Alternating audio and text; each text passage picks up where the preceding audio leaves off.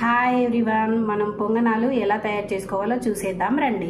First water గ్లాస్తో 1.5 rice, tea గ్లాస్తో 1/2 cup పెసరపప్పు, 1/2 కప్పు మినప్పప్పు, 1/2 కప్పు శనగపప్పు ఇవన్నీ నైట్ అంతా సోక్ చేసుకొని 3 అవర్స్ సోక్ చేసుకొని నైట్ అంతా ఫర్మెంటేషన్గా ఉంచాలి. నెక్స్ట్ డే మనం పొంగనాలు తయారు చేసుకోవాలి. ఇందులో క్యారెట్, పచ్చిమిర్చి, ఆనియన్, కొత్తిమీర ఇవన్నీ సన్నగా తరుక్కోవాలి.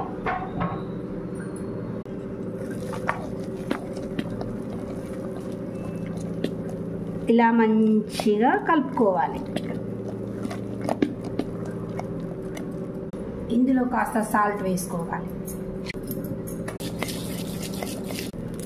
ఇలా పొంగనాల పాన్ పెట్టి వేడైన తర్వాత అందులో కొంచెం ఆయిల్ వేసుకొని మన గుంట చెంచాతోటి ఇలా పొంగనాలన్నీ వేసుకోవాలి.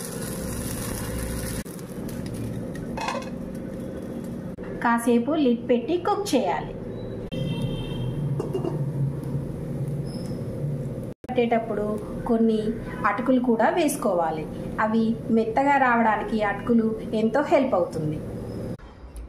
వేడి వేడి పొంగనాలు తినడానికి రెడీ.